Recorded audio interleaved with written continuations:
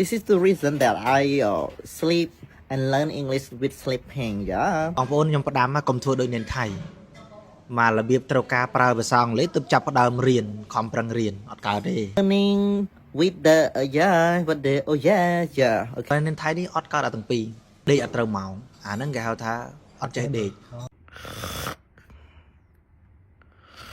បាទ ម៉ោងដេកម៉ោងគេដេកអត់ដេកទេហើយអាម៉ោងគេធ្វើការដេក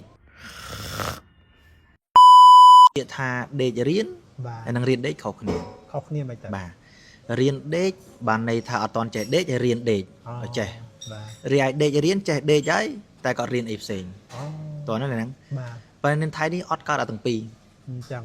ព្រោះគាត់អត់បាយបន្ថែមមកច្បាស់លាស់ ចង់និយាយថាដេកអត់ត្រូវម៉ោងអាហ្នឹងគេហៅថាអត់ចេះដេក អូ អញ្ចឹងយើងត្រូវតែគេហៅថារៀនដេក បាទ ម៉ោងដេកម៉ោងគេដេកអត់ដេកទេហើយអាម៉ោងគេធ្វើការដេក អូ ឃើញទេអាម៉ោងគេត្រូវដេកហើយ scroll ចុះ scroll ឡើង scroll ចុះឡើងហើយម៉ោងរៀនទៅដេកម៉ោងដេកទៅរៀនវាញ៉ៃពេញទៅហ្នឹងនឹងអ្នកថៃ តគ្នាអស់លីង អញ្ចឹងឥឡូវដឹងខ្លួនគេចាប់ផ្ដើមរៀនអង់គ្លេស អូគាត់ត្រូវការប្រើភាសា គេត្រៀមទៅអាមេរិកគេត្រូវអាមេរិកទៅប្រើអង់គ្លេស បាទបាទ បងប្អូនខ្ញុំផ្ដាំមកកុំធ្វើដូចអ្នកថៃមករបៀបត្រូវការប្រើភាសាអង់គ្លេសទើបចាប់ផ្ដើមរៀនខំប្រឹងរៀនអត់កើតទេរៀនមួយឆ្នាំមកចេះរៀនតាមលំដាប់ហ្មងអានេះអត់ទេម៉ោងរៀនដេកម៉ោងដេកទៅរៀនវាខុសម៉ោងអញ្ចឹងបានថារៀនដេករៀនវាខុសគ្នាអញ្ចឹងហើយគេបានចេះអង់គ្លេសបន្តិចតួចអូក៏ទេក៏ទៅក៏និយាយធ្វើគេអានេះគាត់ខំប្រឹងរៀនបានដូចជាខ្ទង់2ខែហើយ អូ អូកាលមុនអត់ទៅយកសភៅឲ្យអត់ខ្ចីរៀន អូ អញ្ចឹងបានថាកុំចាំត្រូវការប្រើភាសាអង់គ្លេសបានរៀនហើយទៅចេះតែមិនអត់ប្រយោជន៍ទេ បាទ បាទបងប្អូននេះអញ្ចឹងហើយរៀនដេកក៏ល្អដេករៀនក៏ល្អដែរល្អទាំងពីរហ្នឹងឯង ឲ្យតែចេះច្បាស់លាស់ បាទ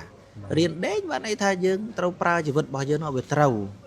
ដល់ម៉ោងដេកយើងដេកដល់ម៉ោងក្រោកធ្វើការយើងធ្វើការកុំឲ្យវាញ៉ៃញ៉ៃ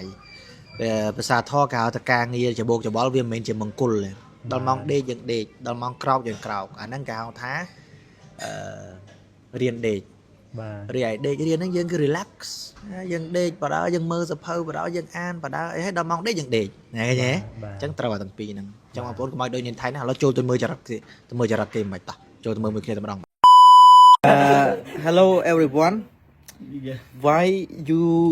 ឆ្ងល់ថា why I speak English yeah because តាំងពីខ្ញុំចេះភាសាអង់គ្លេសក៏ប៉ុន្តែខ្ញុំរៀនមែនតើគឺខ្ញុំដេករៀនតែបងប្អូនភាសាអង់គ្លេសដែលខ្ញុំ improve រាល់ថ្ងៃ the best in the best នេះគឺវាដោយសារតែខ្ញុំដេករៀនតាមការស្រាវជ្រាវបានដឹងថានៅពេលដែលយើងដេករៀនហ្នឹងវាធ្វើឲ្យខួរក្បាលផនយើងហ្នឹងបានសម្រាក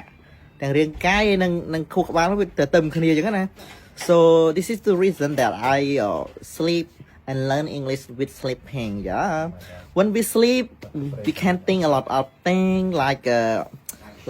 philosopher in the world they always sleep learning with the yeah okay so when we sleep we can